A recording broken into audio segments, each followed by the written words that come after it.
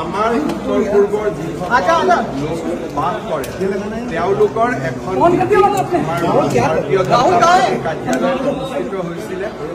নৰেন্দ্ৰ মোদী ডাঙৰীয়াই উত্তৰ পূৰ্বৰ বিকাশ যাত্ৰা তাৰ বিষয়ে মই সকলোকে এটা আভাস দিলোঁ। কেনেকে ইনফ্ৰাষ্ট্ৰাকচাৰ ডেভেলপমেণ্ট হৈছে, কেনেকে ল এণ্ড অৰ্ডাৰ ইম্প্ৰুভমেণ্ট হৈছে, কেনেকে আমাৰ সমাজখন আগবাঢ়ি গৈছে।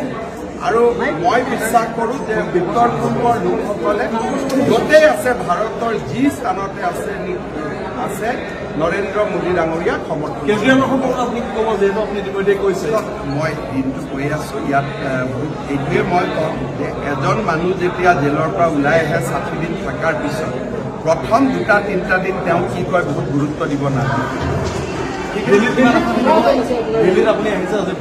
মইতো আজি মোৰ এখন মিটিং আছে, কালি মই পাটিয়ালা যাম, পৰহি মোৰ উৰিষ্যা আছে, 20 দিনা ঝাৰখণ্ড আছে। গতিকে এইকেইদিন মেইনলি পূৰ্ব ভাৰতৰ ৰাজ্যবিলাকতে ইলেকশ্যন আছে, গতিকে মই তাতেই থাকোঁ।